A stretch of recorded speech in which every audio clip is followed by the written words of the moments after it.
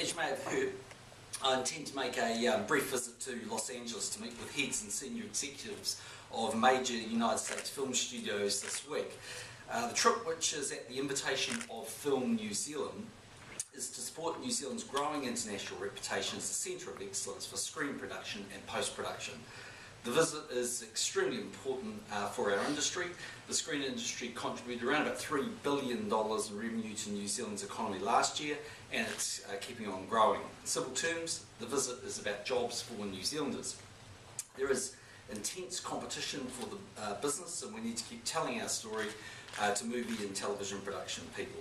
During the visit, I'll be the guest of filmmaker James Cameron and his business partner John Landau at a private dinner of major studio heads. I'll make a visit to Warner Brothers, to Walt Disney and to Sony Picture Studios. I'll also meet heads and senior executives at 20th Century Fox, Paramount Pictures and Universal Pictures, as well as the Motion Picture Association of America. I'll leave on Wednesday evening and I get back on Sunday morning. In terms of crime stats, earlier today the police released the crime stats for the fiscal year. These showed that the crime rate per head of population was down by 5.9%, with 21,802 fewer crimes in the fiscal year to the 30th of June 2012. This is the lowest level of crime for the fiscal year since police started records in 1988, 24 years ago. This is encouraging news and reflects the national-led government's commitment to tackle crime and make New Zealand's families safer in their homes and communities. It's also an important step towards delivering a better public services target of reducing crime by 15% by 2017. Besides the visit tomorrow, I'm in Wellington, then Auckland. On Wednesday I'm in Auckland and flying out that evening. Also for your diaries, there'll be no cabinet meeting next Monday due to school holidays. Given the Kim.com affair, some would say this is pretty bad timing. Well, I'd say it's excellent timing, in so much that this is an industry which is worth $3 billion to New Zealand, where 3,000 jobs were created on the back of the Hobbit movies. And yep, there'll always be conspiracy theorists out there, but I'm interested in jobs, not people who live in fantasy land and want to make things up. At the end of the day, New Zealand can do better in the film industry. Film New Zealand came to me, and I thought it was a great idea to try and promote New Zealand to other big film makers. Hopefully we'll get Avatar 2 and 3 made here in New Zealand and other movies as well. Do you expect the studios to raise the Kim.com issue with you? No, I wouldn't have thought so.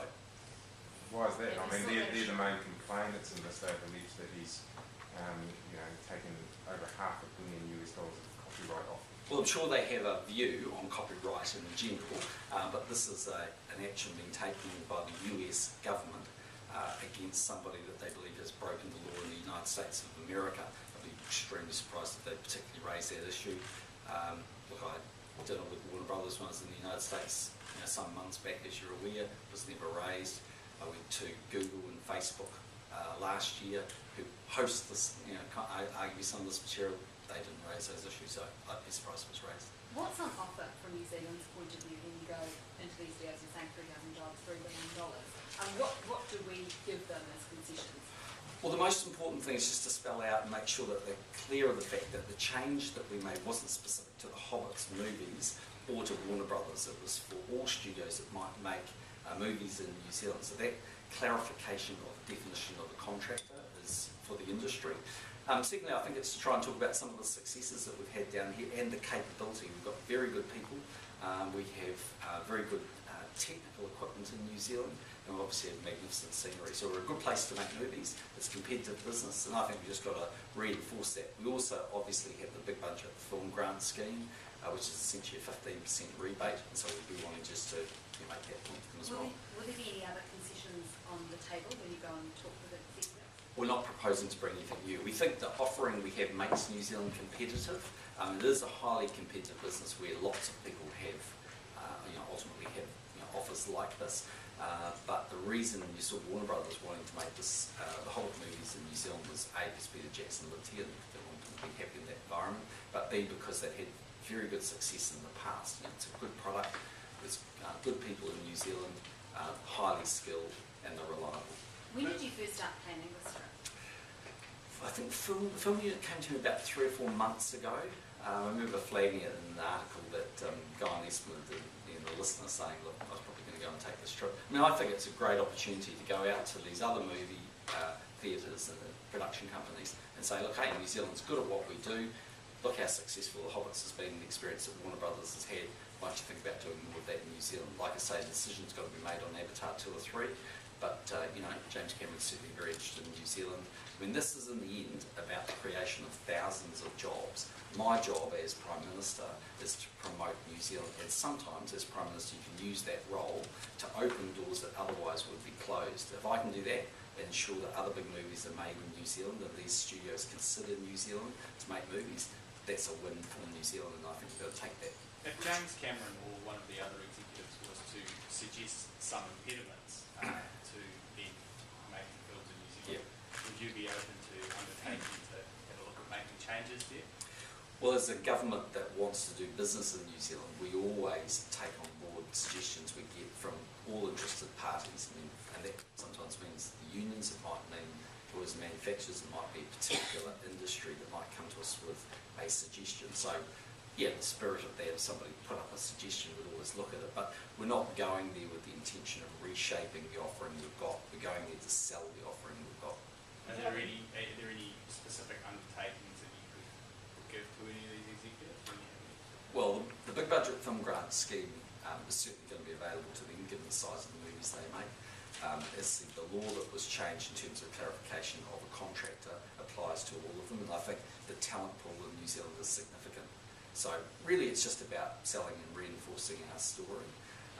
But look, we're in a unique position now. You've got someone like James Cameron who's decided to come and live in New Zealand. He's obviously a big fan of the place.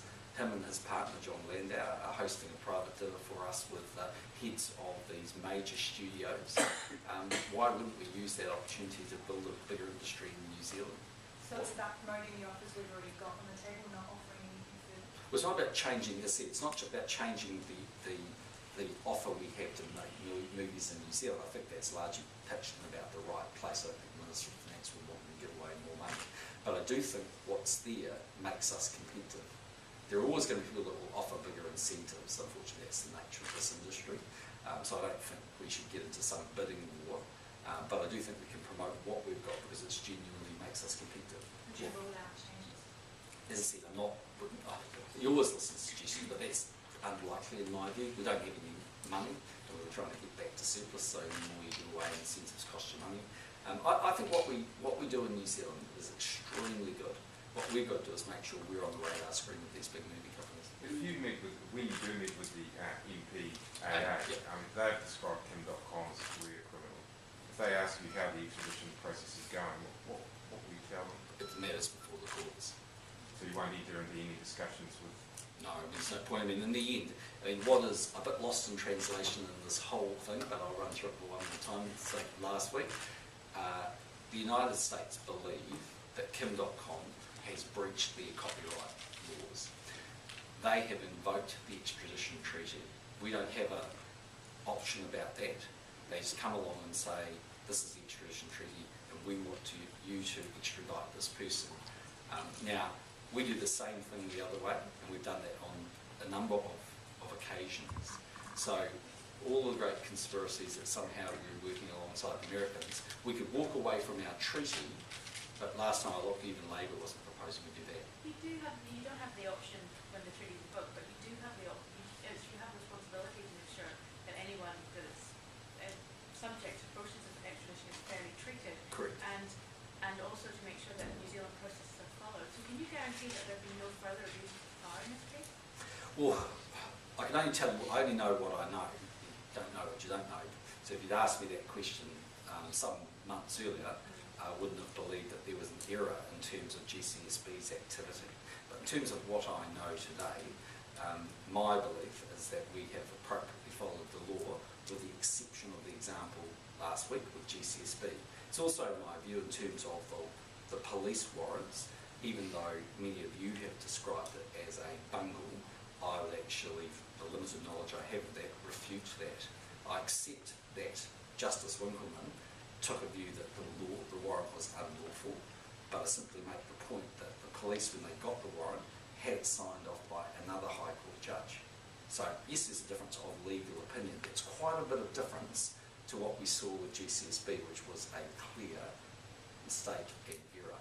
But there's also the issue of the restraining order on the seizure of his assets as well. I mean, have you asked police for a detailed briefing about the case? Well, So that you can I haven't asked them, but that's a matter for them, not a matter for me. But given the damage that this is doing to New Zealand's reputation internationally, isn't it incumbent on you to ask police to make sure you've covered all the bases and asked all those questions? Well, it's a matter for the police to make sure that they cover their responsibilities appropriately and discharge them appropriately, and that is solely a matter for them. Do you think there are further problems at GCSB? I just referred to Rebecca Kitteridge's secondment. Is that a vote of no confidence in GCSB's abilities? No, but it's a vote of a huge confidence in Rebecca, that she's the right person to put into that organisation to carry out what I said would happen last week, which is a thorough review of what they're doing, their processes, their procedures, and make sure that we tighten up. I mean, simple facts of life are GCSB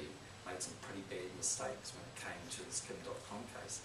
We cannot, and I will not tolerate a repeat of them. Do you think any individuals will lose their jobs in GCSB? They may do, but that's a matter for the director. Are you confident that you bring on that? Well, they'll work their way through those issues. Are they doing that to your knowledge, or are they actually taking any action internally against these people? Well, the director is obviously aware of how serious the issues are, and he is working his way through to an understanding of what caused those errors, So and therefore who is responsible. If you're reviewing it then though, you have wider concerns about all of the processes there rather than simply about the conduct of one individual that might have made a mistake. Well, we came up last week with one clear system change, which was the need to ensure that the absolute status of an individual is in crystal clear terms understood before an operation is embarked upon when it comes to GCSB. Now, that's in those precise terms, that's not exactly the system that they had. They said they had lots of information, and they might have gone and gathered a view on whether the person was protected by the law or not, but they didn't have that specific process. That's one of the processes, but I can't tell you I understand every single process that they have in there, but I can tell you there was a failing when it came to the legal interpretation upon the review of Mr.com.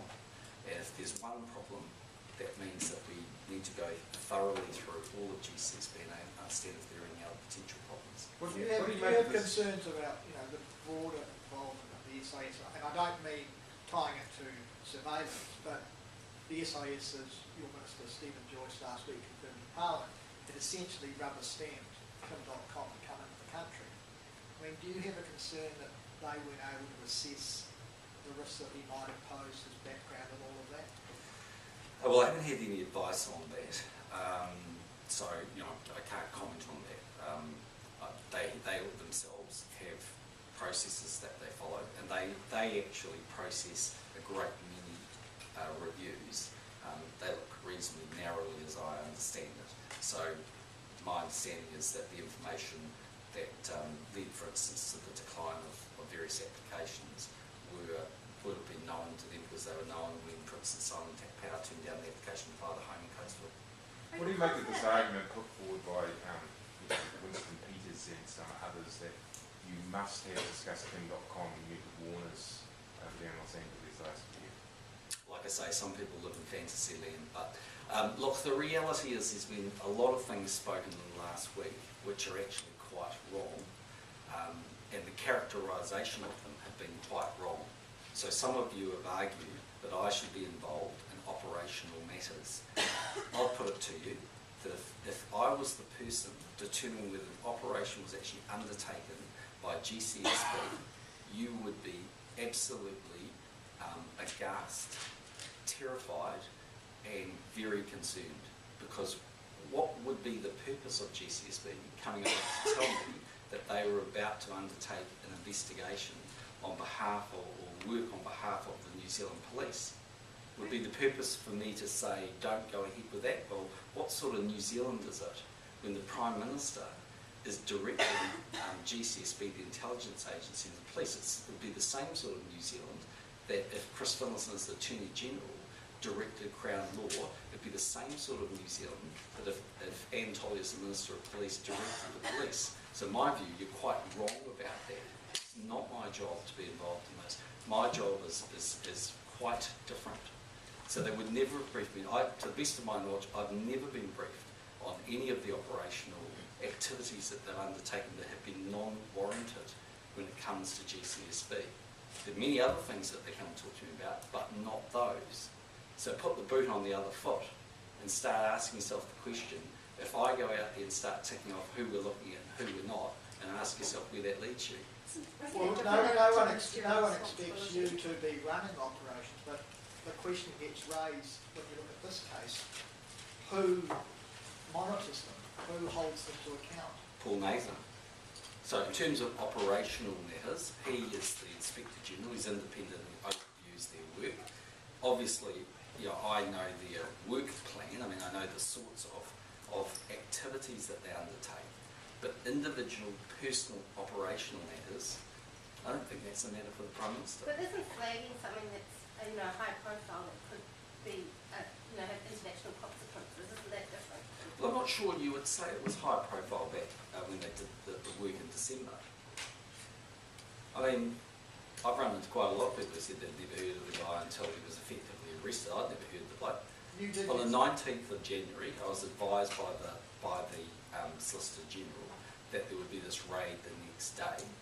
And the reason he advised me is the raid was going to be high profile, not necessarily the individual. Are you confident that when GCSB asked the language to sign that ministerial certificate, are you confident that they didn't know in the 7-day period between the evidence being given in court and that certificate being signed that they weren't aware?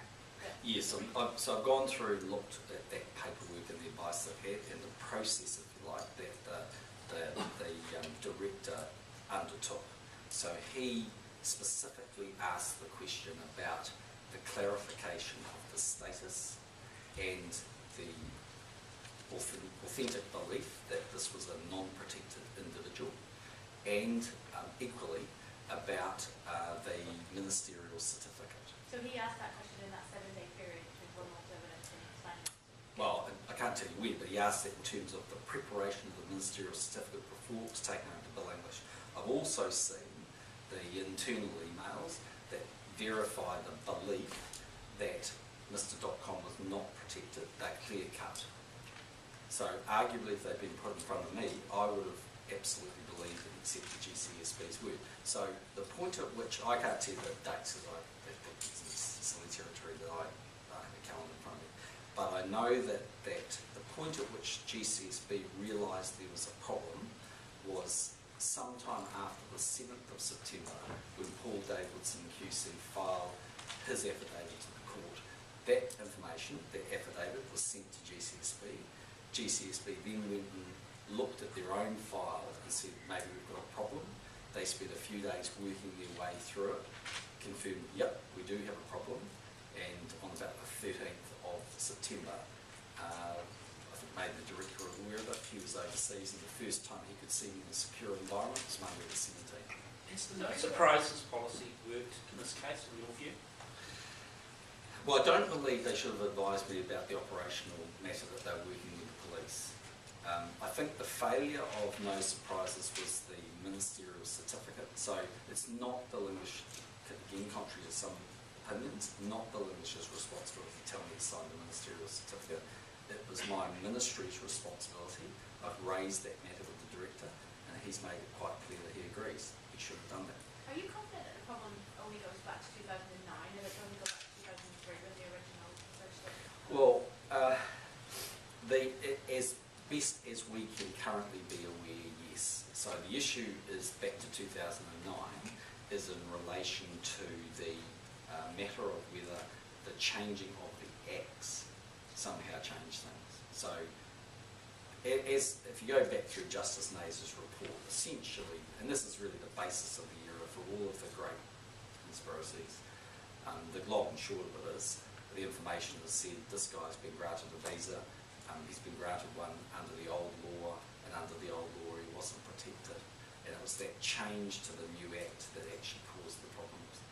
Just on that, with that Bill English certificate and it being the job of the department to review that, presumably Cabinet discussed the inquiry on that Monday, and you What came Monday? out the 2 week, or whenever you announced the inquiry, I guess it was the 24th, at that meeting, and Bill was obviously at that meeting, and you came down here to the press conference and asked questions about it, and it was only after the press conference that you became aware of it, and not from Bill. So just Well, is there any Well, I source don't of know whether we proof on did that? discuss it on the 24th. I mean, what literally, again, what happened on the 24th was that last one? I think it was, wasn't it? I think so. Okay, so last one. Okay, so when we came along, Adam or someone raised the story about being on the front page of the Herald in relation to another agency. I didn't have a clue what he was talking about, so with greatest respect, I didn't see that. So I thought, wow, that's pretty odd that I've missed this story. If it's on the front page of the Herald, I normally read the Herald. I went back to my office and said, can someone get me that story? So I went and got a copy of the story. At that point I looked at it and said, well, it's the 10th of August. I happened to know I would be flying because my birthday's on the 9th of August and I knew I flew out to the States that night. I ever recalls I didn't see the story on my iPhone. So basically at that point I started asking some more questions, and that's when the ministerial certificate emerged. And actually I didn't brief my lodge. I think you signed the ministerial certificate. So you didn't even Well, remember it he until would, you no, prompted. he knew it done at that point, but that's just, there's lots of paperwork. It's I hate to say it, but it's not unusual that the Minister of GCSB or the Minister of SIS, in this case it's me permanently, but sometimes acting, is signing warrants and signing pieces of paper.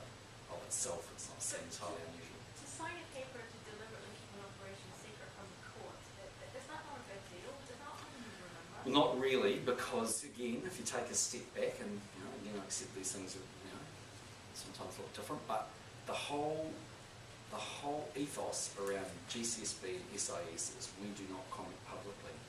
So more often than not, if you want to go back and play back your recorders, think about the number of times I say, I'm not going to comment on that because it's a matter of national security. So the fact that they had involvement and he was signing a suppression order to say that their reputation, that their name wouldn't be released in the courts, I don't think he saw that as that unusual. I mean, I think my ministry should have told me, but I don't actually believe it's the minister's responsible to tell me. When you say your ministry, you're talking about the DPC? No, I'm talking about GCSB should have told me. So there was no request for an apology or no need for an apology from Bill? I don't think Bill's done anything wrong at all. Look, I've seen the paperwork. It is absolutely black and white. How many ministerial certificates have you guys issued? Well, I don't think I've ever signed one, and obviously by definition it would probably be Bill's first, to the best of my recollection. But this is a case before the courts. I'm not sure we've ever seen a situation like that. So again, I don't think it was presented to him that way. It was presented as a suppression order, and that was the mechanism required to suppress the name. Of itself, that wouldn't mean much to you. So you regularly sign suppression orders? That's what I'm saying. I don't think I've ever signed one. So I said, I don't think I've ever signed one. To the best of my knowledge, that would probably be his first one. But I don't think that there are issues before the courts that regularly. But of itself, the technique to do that would not have seemed that unusual. This is the way it works. Given the acknowledgement of unlawful surveillance, Yeah. why shouldn't there be a police investigation? You break the law, generally you face a sanction. Wouldn't this give public confidence that this will... Well, that's a matter for the police if they want to have an investigation. So you don't believe then, you describe the police complaint as a stunt. Well, I think it is a stunt, but I mean, that doesn't mean the police won't investigate it. It's a matter for the police, isn't So it? it may be a stunt, but it may have some merit. Well, I think it's a stunt because their argument was that I went to the police over the tape, T-tapes, and my view was, and that's because we actually had to get to the bottom of the facts there, and we did. And what we found was there was a prima facie case, right? That's what we found. In the case of this one, we found that we had a complete independent investigation. One of them's had an investigation, the other one didn't. But in the end, it's a matter for the police. You also said at the time it was a serious invasion of privacy and It was. on a slippery slope towards tabloid journalism. If invasion of privacy is so important in a political case, why is it not so important in Mr.com's case as far as It is, it's hugely important. So that, on that basis, the police should investigate. No, well, I mean, why would the police investigate for something that we know what's occurred. But if they want to go and do that, it's up to them. They're free to do that. But the point here is, it's not like we don't know what's going on. We've had Justice Nation's report, and I'm telling you, we know what's going on. You might not like it, but I think it's very serious, and that is why we've taken all the steps that we've taken. It's why we apologise. Look, at its most basic form, if GCSB doesn't understand who they can target and who they can't, they're failing in their duties. And they failed. Is somebody at GCSB in the gun then for the breach of privacy in the same way that the teapot tapes for a breach of privacy? Well, they may not be in a breach, they may not be in the gun for the way you have described that, but I would expect that people will be held accountable for their actions or inactions. Because there might be a perception that no one's actually been held responsible. Well, let's just wait and see when it's all over. Will Rebecca Kitteridge be reporting back to you, and if so, will you be making that report public? Well, I'd be very surprised if I made that report public, because I'd be very surprised if she writes one particular report. She might write a number, but they'll be about the inner workings of GCSB, and I can't see any particular reason why I'd make that public. She reports to Ian Fletcher, but the director, and I'm sure her, will over time have plenty of comments to make to me about how we can improve the systems. Given that you say that we know what's going on here and it's unlawful, so Yep. you're saying police suggesting a police investigation might be somewhat redundant. Yep. But okay, we know what's going on here, it's unlawful. So surely we should have some charges there. Well, again, there's quite a big difference between understanding what went on. We understood what went on in the T-tape, and it was a prima facie case. There was ultimately no charges because I agreed in the end to accept an apology, and on that basis drop my complaint. In this case, we know exactly what's gone on. Whether that leads to charges of any sort, well, that's again a matter for the police. They have to determine whether there's a public interest and whether there is any wrongdoing and what it is. But the police are somewhat compromised in this instance, aren't they? I'm not sure I'd agree with that. I mean, they will take the complaint seriously, even if I see it as a political stunt, which it is. They will take it seriously, and they'll make their own decision what they're going to do. Was their advice and their assurance that led GSB to break the law? Well, I think, because they relied on police advice. So. well, I think they were part. The way I would characterise that is not as cast iron black and white as that. I'd say they were part of the supply of information, but I still go back to GCSB and say, in the end, it was their responsibility to identify the status of Mr.com and whether he was protected or otherwise by the law, and they failed. Is there any advice you've seen on the potential for damages from Mr.com? I haven't seen any advice, but look, I'd be pretty amazed if there's much, but again, I'm sure he'll test it if he feels like it. Was there any talk in Cabinet today or recently about the response to the housing affordability report? No, we didn't talk about that specifically today. We've been talking about other issues. Well, yes, we talked about RMA reform, and we're getting closer to a bill being introduced about RMA reform. And obviously housing affordability is one of the areas that we're concerned about. So yes, we're making some progress. So quite substantial RMA reform? There's likely to be two bills. So one bill this year and another one next year. And can you give us a brief overview of sort of what they'll be like, reducing subdivision costs and stuff like that? I wouldn't want to characterise them yet, but you'll see it when Amy releases it, which will be pretty soon. So you've got Bill English travelling overseas tonight to meet with some of the big guns. Jerry Brownlee's your answer. Is that the question? Jerry Brownlee's the answer if I'm guessing your question. You're going to ask me who's the acting head of GCSB? Okay. What particular areas do you expect Mr. English might come back and talk to you about in terms of the risks overseas? Well, look, I mean, I think he's going seeing the IMF and others. So, I mean, this is his opportunity, as he does regularly, both to talk to investors in New Zealand bond markets, but also get a bit of a sense of the flavour of what's happening in the international economy. I think we all know that the European situation is quite serious. I mean, the ECB's been working hard to try and resolve those issues as best that they can, but these are long, deep-set problems. Similarly, I think in the United States, they'll have a bit of a view of their economy. I mean, overall, I still think if you take a step back from what we see, I still genuinely believe New Zealand's doing pretty well. I mean, we grew at 1.6% for the first half of the year, pretty much better than most other developed countries in the world.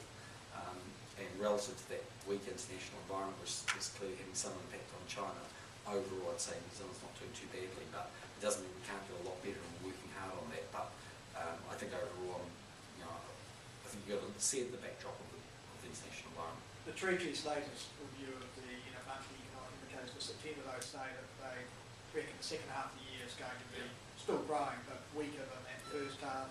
Unemployment will remain high, and that national purchasing power has dropped for the first, or only the second time since 2007. I mean, how worried are you by? Well, obviously I'd love the second half to be as strong as the first half was, but at the end of the day, all we can do is try and make sure that we're the most competitive New Zealand can be, and again, the focus of the government's been very much, to do that. Look, it's sort of hard second guessing the forecasters, so let's sort of see how it plays out. But that international environment, particularly the weakness in Asia, is not helping things. Okay. See you soon.